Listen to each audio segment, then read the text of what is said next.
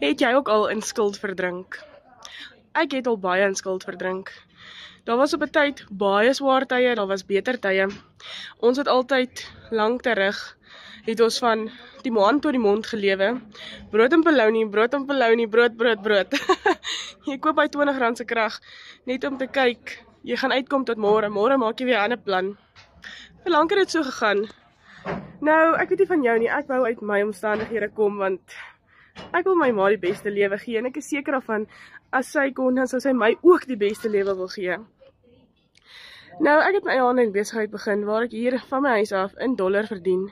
Nou kan ons darm al die brood, die polony en die botter bekostig, en so elke naweek 'n koffietjie ook. So, hierdie besigheid het al bitter baie mense se lewe verander. Dit het al vir my 'n redelike geldjie ingebring.